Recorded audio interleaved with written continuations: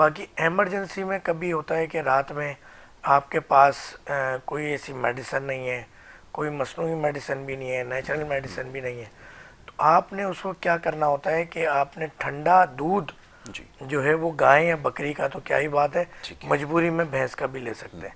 तो वो हाफ जो गिलास है वो दूध ले लिया, हाफ गिलास में ठंडा पानी डाल लिया।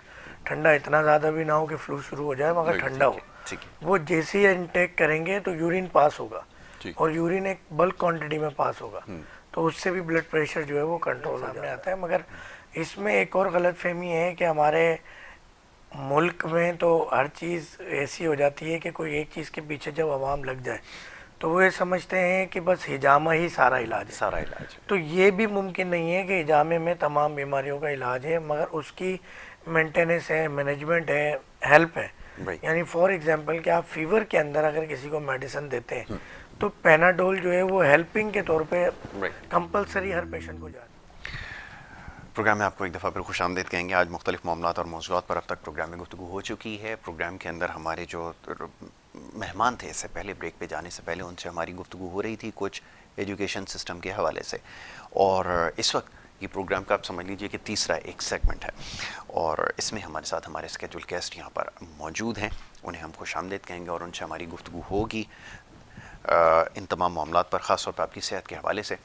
और डॉक्टर फ़हीम हमारे साथ यहाँ पर मौजूद हैं और हमारे प्रोग्राम्स में जो है वो तशरीफ़ ला रहे हैं, आपकी सेहत के हवाले से गुफ्तगू कर रहे हैं। डॉक्टर फ़हीम को मैं खुशामदीद कहूँगा। Thank you so very much, बहुत शुक्रिया। डॉक्टर फ़हीम एक माहिर हर्बलिस्ट हैं, और इससे पहले जो हमारे प्रोग्राम हुआ है उसमें आपके सवालों के जवाब दिए हैं डॉक्टर फ़हीम ने, उनको मैं एक दफ़ा फिर खुशामदीद कहूँगा। डॉक्टर फ़हीम, मैं चाहूँगा थोड़ी सी इस हवाले से बात हो जाए, जैसे अभी पिछली नशिस्त में हमने तफसीलन गुफ्तगू की और आपने ख़ास तौर पर इन तमाम मसाइल की निशानदही की, ख़ास तौर पर जो पेचीदा अमराज जिनको समझा जाता है एलोपैथिक के अंदर, उनका इलाज जो है वही तस्वुर ये किया जाता है कि शायद इसका मुमकिन नहीं है।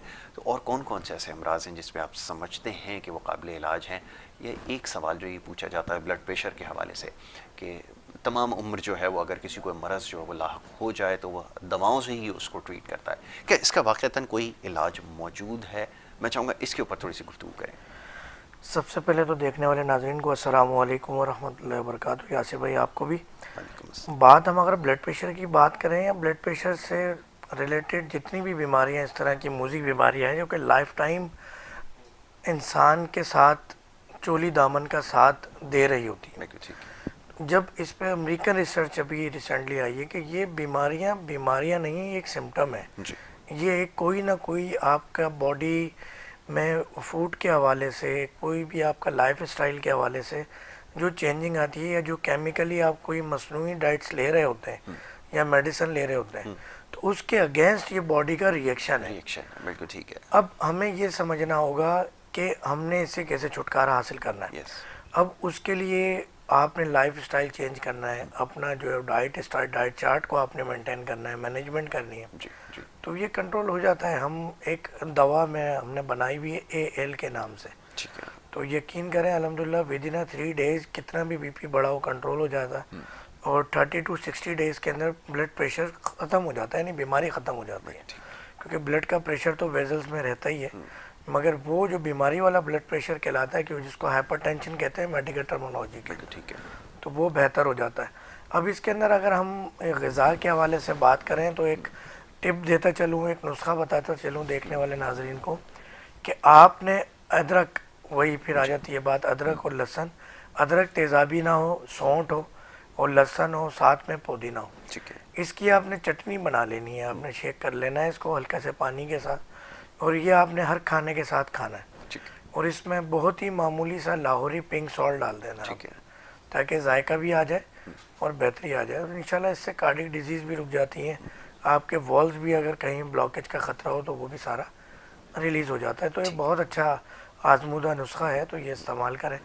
बाकी एमरजेंसी में कभी होता है कि रात में आपके पास कोई ऐसी मेडिसिन नहीं है, कोई मसनूई मेडिसिन भी नहीं है, नेचुरल मेडिसिन भी नहीं है, तो आपने उसको क्या करना होता है कि आपने ठंडा दूध जो है वो गाय या बकरी का तो क्या ही बात है, मजबूरी में भैंस का भी ले सकते हैं। तो वो हाफ जो गिलास है वो दूध ले लिया, हाफ गिलास में ठंडा पानी डाल लिया। ठंडा इतना ज़्यादा भी ना हो कि फ्लू शुरू हो जाए, मगर ठंडा हो।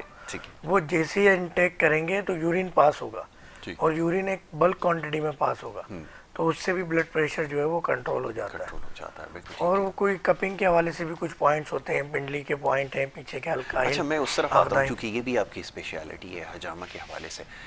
ये कितना इफेक्टिव होता है? अभी तक शायद इसके ऊपर ज़रा बात नहीं हो सकी है, देखने वाले ये भी जानना चाहते हैं कितना इफेक्टिव होता है और कौन कौन सी ऐसी डिजीजेस है देखिए, जिससे बचा जा कपिंग के सकता हवाले से हम बात करें तो ये बहुत बड़ा एक चैप्टर है, मगर इसके अंदर बस एक छोटी सी बात ये है कि मैं अपने नबी करीम नबी अज़ीम सल्लल्लाहु अलैहि वसल्लम की बात को ही सही इस टॉपिक पे बात शुरू करूँगा कि आप वसल्लम ने करम फरमाया, कितना अच्छा है तुम में वो शख्स, ये हिजामा फिजिशियन के लिए फरमा रहे हैं जी। कि कितना अच्छा है तुम में वो शख्स जो हिजामा लगाकर, यानी तुम्हारे हिजामा लगाकर तुम्हारे जिस्म को हल्का कर देता है और फासिद खून निकाल देता है। बिल्कुल ठीक है। अब फासिद खून की डेफिनेशन ये है कि डीऑक्सीजनेटेड ब्लड जो आपकी बॉडी के अंदर तोड़ फोड़ कर रहा हो, बीमारियां पैदा कर रहा हो। और आपको पता है कि ब्लड वो वाहिद रिसोर्स है जो आपके तमाम सेल्स, जो कि बहुत बारीक ज़रात होते हैं, उन सेल्स को, टिश्यू को, बॉडी को, जी। ऑर्गन को वो एनर्जी भी प्रोवाइड कर रहा होता है, विटामिन भी प्रोवाइड कर रहा होता है, फीड भी दे रहा होता है, यानी आपके तमाम सेल्स को चार्ज कर रहा होता है। बिल्कुल ठीक है। तो वो जब डीऑक्सीजनेटेड ब्लड निकल जाता है तो डेफिनेटली रिजल्ट सामने आता है। मगर इसमें एक और गलतफहमी है कि हमारे मुल्क में तो हर चीज़ ऐसी हो जाती है कि कोई एक चीज़ के पीछे जब आवाम लग जाए तो वो ये समझते हैं कि बस हिजामा ही सारा इलाज है। सारा इलाज है। तो ये भी मुमकिन नहीं है कि हिजामे में तमाम बीमारियों का इलाज है, मगर उसकी मेंटेनेंस है, मैनेजमेंट है, हेल्प है। Right. यानी फॉर एग्जांपल कि आप फीवर के अंदर अगर किसी को मेडिसिन देते हैं तो पेनाडोल जो है वो हेल्पिंग के तौर पे Right. कंपलसरी हर पेशेंट को जारी होती है, जबकि वो ना एंटीबायोटिक है ना ही उसने इन्फेक्शन ख़त्म करना है, बिल्कुल ठीक है। मगर वो जारी होती है।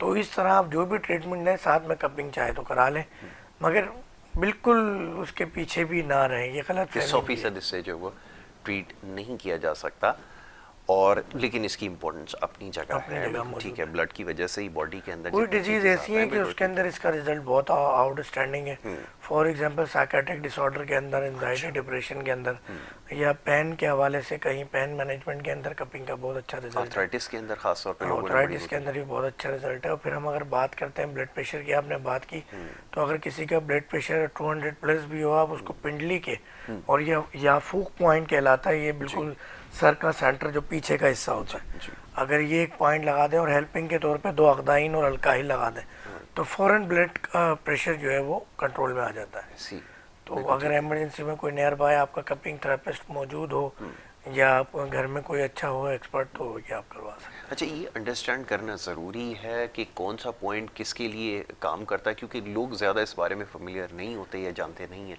तो कैसे वो बस इसके इसको अंदर pursue ये है कि एक किताब थोड़े अरसे पहले पाकिस्तान में आई, उसमें ये लिखा था कि इस बीमारी का ये पॉइंट, इस बीमारी का ये जी पॉइंट। जी। उससे कोइकरी जो हिजामे में है वो बड़ी पनपी राइट। और उसको बड़ा बढ़ावा मिला। तो अब सिर्फ ये चीज़ नहीं होती, मैंने एक हदीस शरीफ सुनाई थी लास्ट प्रोग्राम में भी कि आप सल्लल्लाहु अलैहि वसल्लम ने करम फरमाया कि जो शख्स जिस्म के आज़ा के बारे में ना जानता हो, दवा की माहियत ना जानता हो, अगर वो इलाज करे तो गोया अपना ठिकाना जहन्नुम में देखे।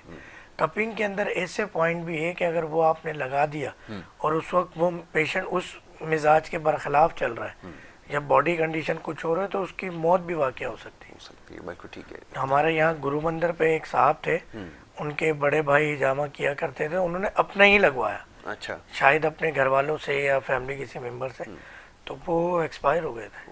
ये बहुत बड़ा वाक़या है कपिंग के हवाले से। बिल्कुल ठीक है। तो बात सारी ये है कि हमने ये देखना है कि बस किसी भी चीज़ का, मैं इसकी मिसाल इस तरह से देता हूँ कि हज़रत उमर रज़ी अल्लाह ताला अन्हु जैसा साहबी नहीं है, हज़रत अबू बकर सिद्दीक़ रज़ी अल्लाह ताला अन्हु जैसा साहबी नहीं है, और हज़रत अली की हम बात करें रज़ी अल्लाह ताला अन्हु, हज़रत उस्मान गनी रज़ी अल्लाह ताला अन्हु की बात करें, या और सहाबा इकराम की लंबी लाइन थी, आका जी सल्लल्लाहु अलैहि वसल्लम की हम खुद बात करें, तो आप सल्लल्लाहु अलैहि वसल्लम ने कभी खुद हिजामा ना किसी के लगाया, ना खुद अपने लगाने की कोशिश की, ना इन तमाम सहाबा इकराम ने खुद लगाने की कोशिश की या लगाया।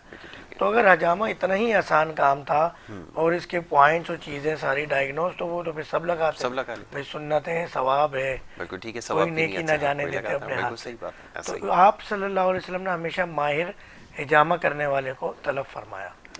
तो उसके लिए जो है वो कोशिश ये करें कि कोई हो, कम से कम वो एनाटॉमी जानता हो, फिजियोलॉजी पैथोलॉजी जानता हो, उससे पता हो आर्टरी कहाँ है, वेन कहाँ है, डीऑक्सीजनेटेड ब्लड कहाँ है, ऑक्सीजनेटेड कहाँ है, पूरा ये भी सिस्टम पता होना चाहिए कि ब्लड डिपॉजिट सर्कुलेटरी होता सिस्टम कहाँ पर है बहुत और ज़रूरी कहाँ से इसको जो है वो निकाला जाता है।